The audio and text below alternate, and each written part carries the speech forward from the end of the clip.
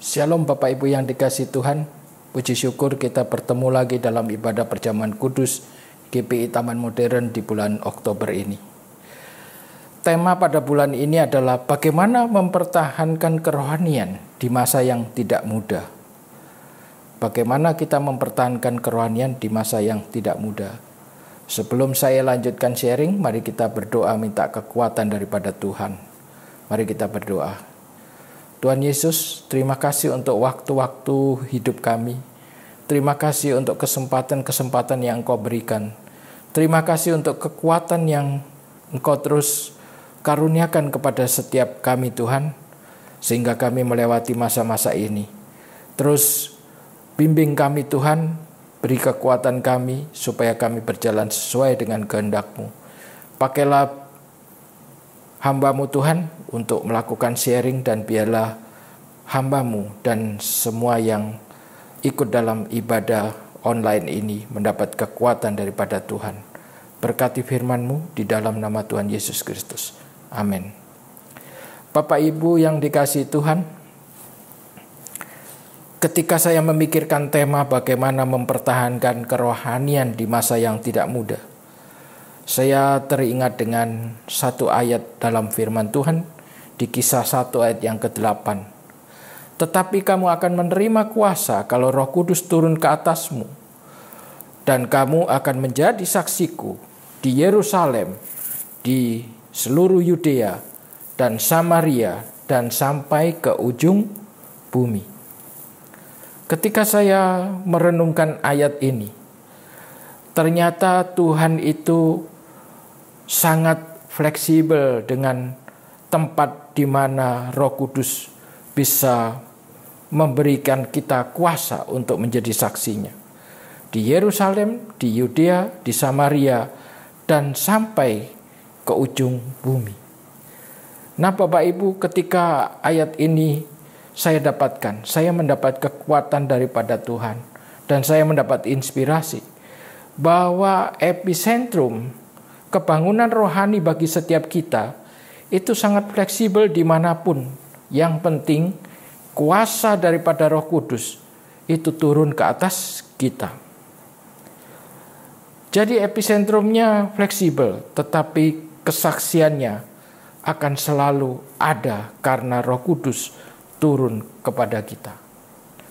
Hari-hari ini kalau sampai pada hari ini kita belum bisa beribadah secara tatap muka, tetapi kita melakukan masih secara online dan di rumah-rumah, maka saya yakin bahwa rohani kita tidak akan menurun selama Roh Kudus itu turun ke atas kita semua. Kita tetap bisa menjadi saksi dimanapun kita berada. Nah Bapak Ibu, dari sini saya juga mengerti bahwa Tuhan saat-saat ini sedang mengajarkan sesuatu kepada setiap kita. Bahwa epicentrum kerohanian kita itu, kalau dahulu kita itu di gereja, kemudian kita merasakan kebangunan rohani, dan itu membuat kerohanian kita terjaga. Maka hari-hari ini keluarga menjadi epicentrum yang baru, yang harus menjadi tempat untuk pertumbuhan rohani bagi kita semua.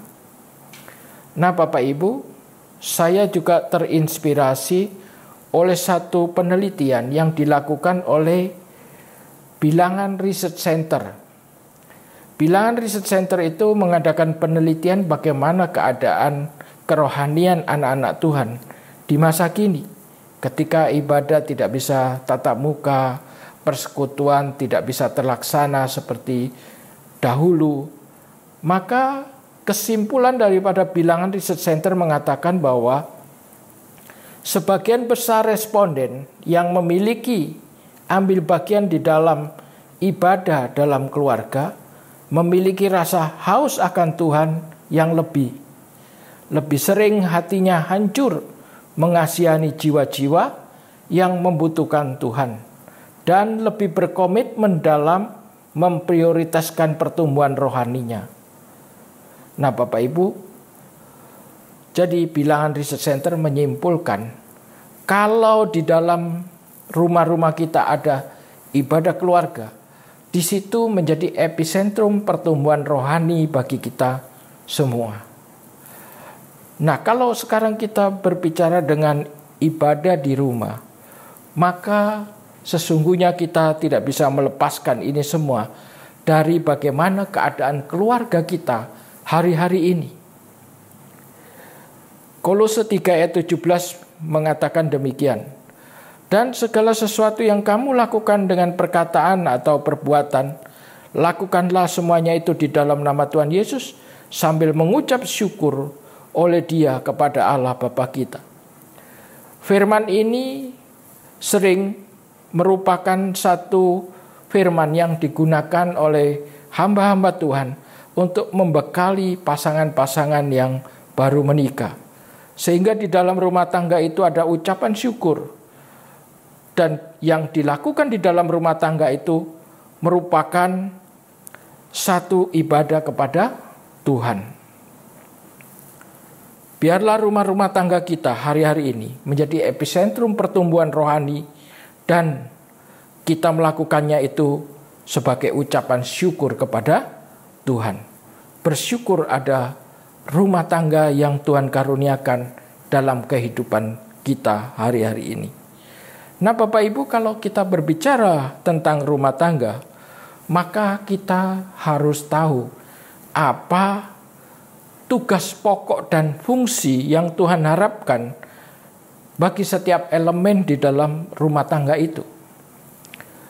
Di dalam Kolose 3 ayat 17 tadi, ayat berikutnya mengatakan, hai istri, tunduklah kepada suamimu sebagaimana seharusnya di dalam Tuhan. Istri seakan-akan dikatakan tunduk. Tetapi yang lebih tepat di sini adalah istri hendaknya memberi diri.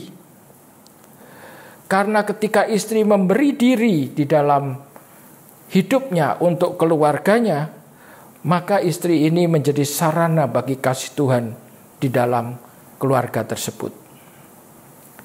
Jadi kalau dikatakan, hai istri, tunduklah kepada suamimu, artinya bukan istri itu harus ditindas, tetapi istri memberi diri untuk menjadi penopang bagi suaminya. Ini adalah yang pertama. Bagaimana dengan suami? Ayat berikutnya mengatakan, hai suami, kasihilah istrimu dan janganlah berlaku kasar terhadap dia. Suami harus mengasihi istri. Apakah mengasihi itu cukup dengan memberikan harta dan lain-lain? Firman Tuhan mengajarkan bahwa seperti Yesus mengasihi kita semua, suami itu harus berkorban, melindungi keluarga, menjadi sarana kasih Tuhan kepada keluarganya. Maka kalau suami-suami rela berkorban untuk keluarganya dan melindungi keluarganya, maka suami menjadi sarana bagi kasih Tuhan di dalam keluarga tersebut. Nah, selain istri, suami, ada anak-anak. Firman ini mengatakan, hai anak-anak, taatilah orang tuamu dalam segala hal, karena itulah yang indah di dalam Tuhan. Anak-anak, mungkin ini agak berat dan mungkin juga bukan sesuatu yang mudah. Kenapa? Fakta mengatakan bahwa orang tua kita bukanlah orang tua yang sempurna. Tetapi percayalah, orang tua kita semua adalah yang terbaik daripada Tuhan. Setiap orang tua punya kelemahan. Mama punya kelemahan, papa punya kelemahan. Tetapi setiap yang Tuhan berikan kepada kita sebagai orang tua, anak-anak ketahuilah bahwa itu adalah yang terbaik daripada Tuhan. Kenapa saya katakan demikian?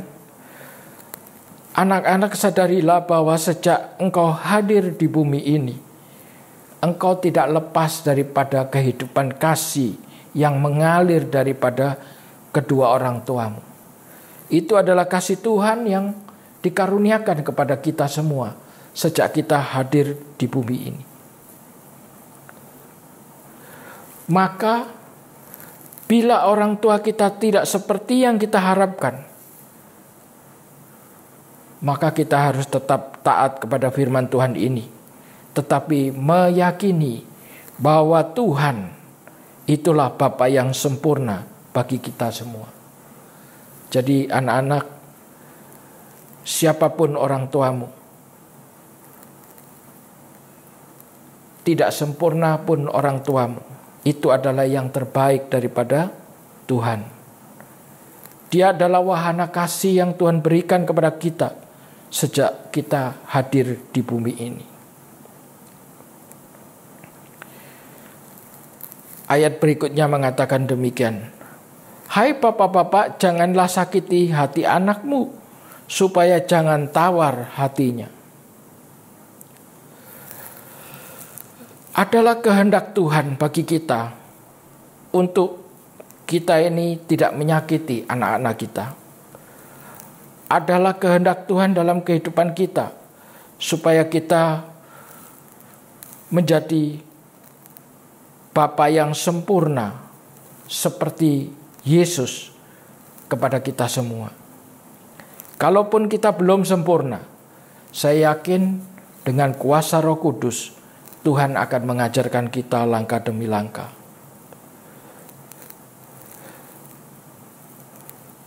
Demikianlah kira-kira apa yang firman Tuhan harapkan supaya terjadi pertumbuhan rohani di rumah-rumah. Ketika istri mengikuti tugas pokok dan fungsi sebagaimana yang Tuhan tuliskan. Ketika suami mengikuti tugas pokok dan fungsi seperti yang Tuhan harapkan. Dan ketika anak-anak mengetahui tugas pokok dan fungsi sebagaimana Tuhan firmankan kepada kita semua. Saya yakin kalau ini kita laksanakan, maka ketika ibadah tatap muka belum terlaksana, ketika banyak hal-hal rohani yang biasa kita laksanakan belum bisa kita laksanakan seperti semula, saya yakin keluarga demi keluarga akan menjadi pusat pertumbuhan rohani bagi kita semua. Dan saya yakin keluarga-keluarga akan menjadi pusat mujizat, pusat kesaksian bagi kita semua.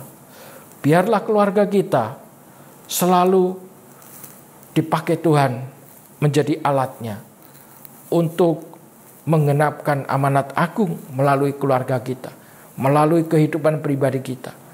Tetapi jangan lupa bahwa Tuhan menyediakan keluarga sebagai sarana pertumbuhan rohani kita dewasa ini. Nah Bapak Ibu, kadang-kadang kita membaca firman Tuhan memang bisa. Mengerti arti itu bisa, tetapi bagaimana melaksanakannya? Saya yakin ini perlu satu praktek bersama dengan Tuhan. Biarlah setiap keluarga terinspirasi untuk mengadakan ibadah keluarga, sehingga keluarga kita menjadi pusat pertumbuhan rohani bagi kita semua. Nah Bapak Ibu, beberapa tahun yang lalu, seorang sahabat menghadiahkan kepada saya satu souvenir. Souvenir itu memberikan tip, bagaimana tip untuk keluarga yang bahagia. Saya yakin sahabat saya ini mencintai keluarga saya dan mencintai saya. Maka diberikan 10 pedoman di dalam souvenir itu.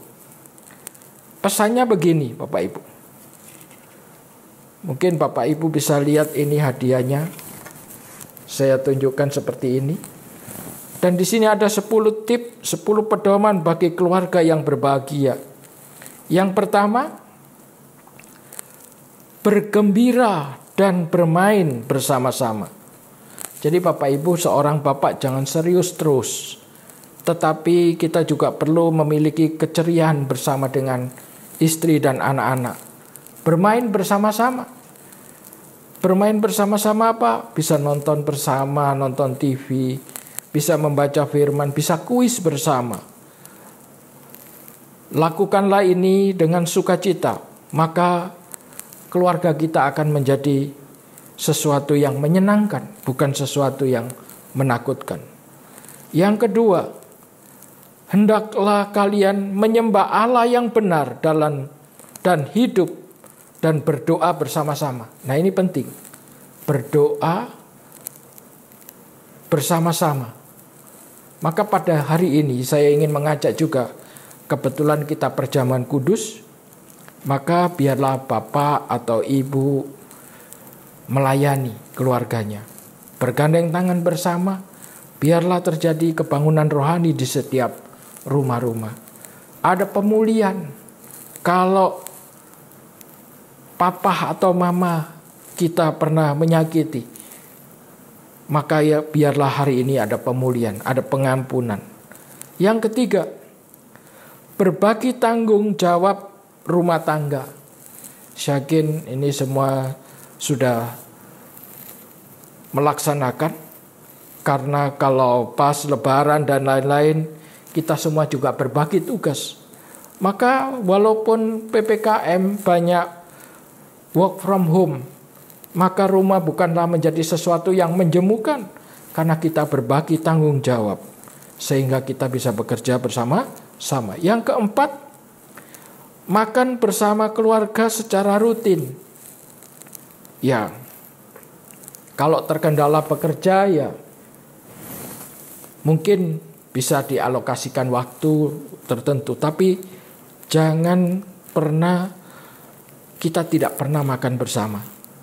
Usahakan pernah makan bersama, karena disitulah menjadi satu sarana bagi kita untuk berinteraksi sesama keluarga.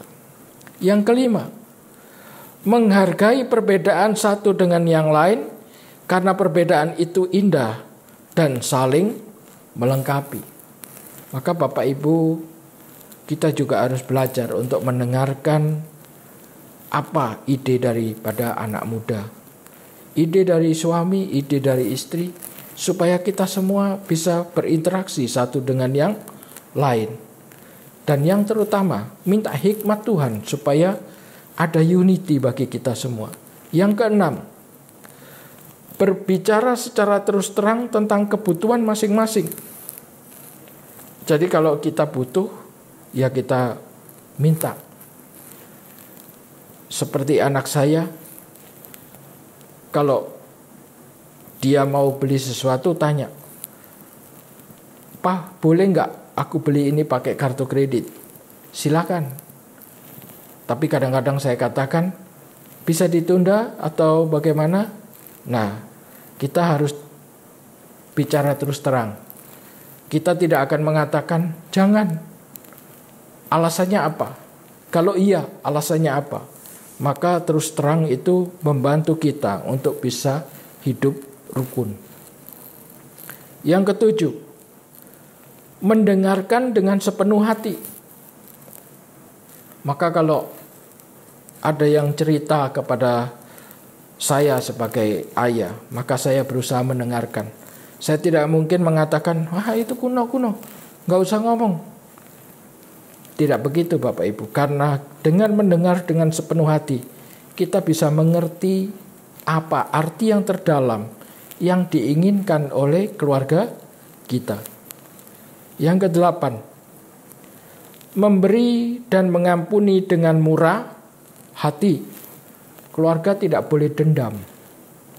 Jadi sebagai keluarga, dendam itu tidak diperbolehkan di sini.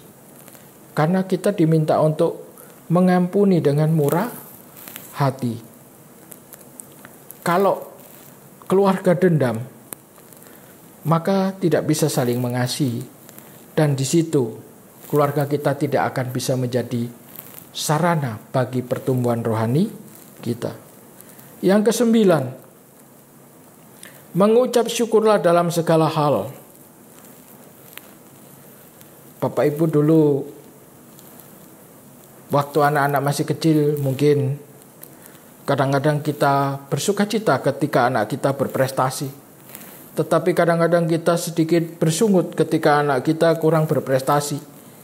Tetapi kalau sekarang kita menyadari ini, maka kita harus mengucap syukur dalam segala hal. Artinya, dalam keadaan yang sedikit kurang memuaskan pun, marilah kita cari alasan untuk mengucap syukur kepada Tuhan.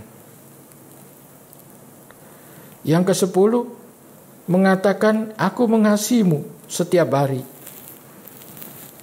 Kalaupun ini tidak dilontarkan dengan kata-kata, maka kita bisa melakukannya ini dengan simbol. Misalnya kepada anak-anak yang sudah dewasa, maka kita cukup dengan memberi sapaan yang baik. Bagaimana usahamu? Bagaimana bisnismu? Bagaimana keadaanmu? Sebagai orang tua kita bisa memberikan, Tuhan memberkati kamu. Itu pun ekspresi yang berbeda tetapi mempunyai maksud yang sama. Inilah 10 tip yang Tuhan ingatkan kepada saya. Kiranya ini menjadi berkat bagi kita semua. Dan saya yakin kalau keluarga kita mengalami satu pemulihan, mengalami satu mujizat, dan menjadi wahana pertumbuhan rohani bagi kita semua, maka yang disebut dengan menyelesaikan amanat agung itu menjadi keniscayaan yang bisa kita lakukan karena kuasa Roh Kudus turun ke atas kita di Yerusalem, Yudea, Samaria, dan sampai ke ujung bumi. Episentrumnya bisa terjadi di mana saja, yang penting Roh Kudus hadir. Oleh sebab itu dalam kehidupan kita harus ikut tugas pokok dan fungsi sebagaimana Tuhan ajarkan melalui firman-Nya. Demikianlah Bapak Ibu sharing saya pada bulan ini. Kiranya saya berdoa ada kebangunan rohani di setiap rumah tangga. Ada pemulihan, ada kasih yang pulih lagi antara suami istri, anak-anak. Dan saya memesankan kepada anak-anak, ketahuilah, walaupun orang tua kalian tidak sempurna, tetapi itu yang terbaik daripada Tuhan. Biarlah sebagai generasi muda, kalian menyadari hal ini dan melaksanakan apa yang Tuhan mau dalam kehidupanmu sesuai dengan firman Tuhan. Terima kasih dan Tuhan memberkati. Saya berdoa biarlah melalui ibadah perjamuan kudus ini terjadi pemulihan keluarga, terjadi kebangunan rohani di keluarga-keluarga, dan anak-anak mendapatkan kasih yang sempurna daripada Tuhan karena orang tuanya melakukan tugas pokok dan fungsi sesuai yang Tuhan harapkan. Tuhan memberkati. Mari kita berdoa. Terima kasih Tuhan untuk firman-Mu pada pagi hari ini. Biarlah firman ini menguatkan kami semua. Bagaimana kami mempertahankan pertumbuhan rohani kami di masa yang tidak mudah ini. Tetapi Tuhan sudah mengajarkan kepada kami, di keluargalah kami akan dipulihkan, di keluargalah ada mujizat, di keluargalah ada kasih yang mengalir daripada Tuhan. Terima kasih Tuhan, terima kasih. Berkati firman-Mu dan biarlah melalui sharingan sederhana ini, Tuhan berkarya dalam setiap rumah tangga. Tuhan berkarya dalam setiap pribadi dalam rumah tangga. Terima kasih Tuhan, terima kasih. Di dalam nama Tuhan Yesus Kristus. Amin. Bapak Ibu yang dikasihi Tuhan, kita akan masuk dalam perjamuan kudus. Mari kita siapkan roti dan anggur.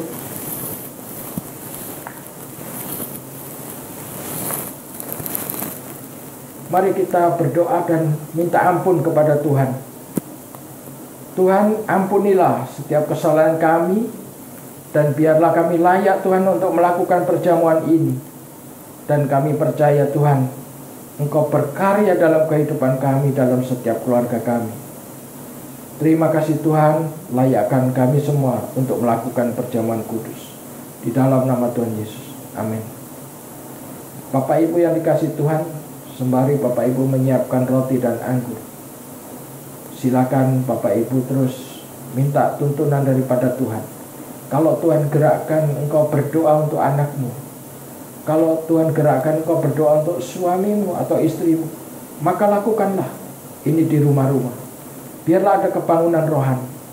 Saya yakin Tuhan berkarya bukan hanya di gereja, tetapi di dalam setiap kehidupan kita, di rumah juga.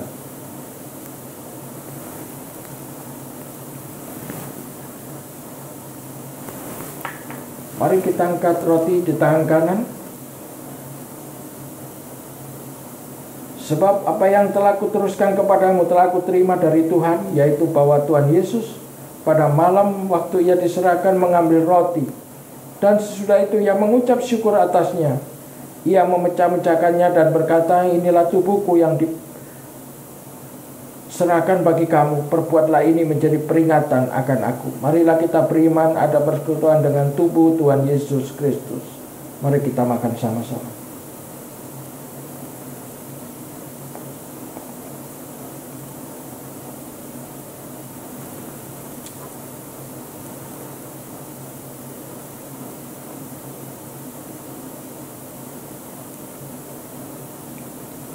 Kita angkat cawan. Demikian juga ia mengambil cawan sudah makan lalu berkata, cawan ini adalah perjanjian baru yang dimeteraikan oleh darahku. Perbuatlah ini setiap kali kami minumnya menjadi peringatan akan aku. Marilah kita beriman ada persekutuan dengan darah Tuhan Yesus Kristus. Dalam nama Tuhan Yesus. Amin. Mari kita minum sama-sama. Mari kita ucapkan syukur kepada Tuhan. Kalau saat ini Bapak Ibu semua beribadah bersama-sama dengan anak, suami dan istri, dan mungkin ada oma, silakan bergandeng tangan. Silakan bergandeng tangan dan mari kita berdoa bersama-sama. Terima kasih Tuhan untuk setiap keluarga yang Kau berikan dalam kehidupan kami. Kami yakin melalui keluarga ini Engkau memberikan kasih-Mu dalam kehidupan kami. Tuhan, kami mau pemulihan keluarga. Kami mau kebangunan rohani di keluarga. Sehingga setiap keluarga menjadi saksi-Mu yang sempurna. Terima kasih Tuhan, terima kasih untuk hari ini. Kami percaya Tuhan ini menjadi kelepasan bagi kami. Yang lemah Tuhan kuatkan. Yang berbeban berat Tuhan lepaskan. Yang tidak berpengharapan Tuhan berikan pengharapan yang baru. Dan yang sakit Tuhan juga sembuhkan. Terima kasih Tuhan, terima kasih. Mujizat-Mu terjadi. Dan kesaksian hidup kami selalu ada. Terima kasih di dalam nama Tuhan Yesus. Amin. Bapak Ibu yang dikasihi Tuhan, kita sudah sampai pada penghujung ibadah kita. Izinkanlah saya berdoa untuk kita semua dan sekaligus doa berkat. Terima kasih Tuhan untuk ibadah hari ini. Kami percaya ini adalah pemeliharaan-Mu dalam kehidupan kami, dan biarlah kami terus bertumbuh dalam iman kami dan berkenan kepadamu Tuhan. Terima kasih untuk semuanya. Kami percaya Tuhan setiap keluarga Engkau pulihkan, setiap keluarga Engkau berikan mujizat, dan setiap keluarga mengalami satu terobosan-terobosan. Terima kasih Tuhan, terima kasih. Peliharakan Tuhan setiap yang bekerja. Engkau berikan hikmat dalam melakukannya. Yang sedang belajar Engkau juga berikan hikmat untuk menjadi cerdas Tuhan. Terima kasih. Dan Bapak Ibu sekarang terimalah berkat daripada Tuhan. Kasih karunia yang berlimpah dari Allah Bapa di dalam putranya Tuhan Yesus Kristus. Penyertaan yang manis dari Roh Kudus menyertai kita mulai hari ini dan sampai selama-lamanya. Yang percaya mari kita katakan amin.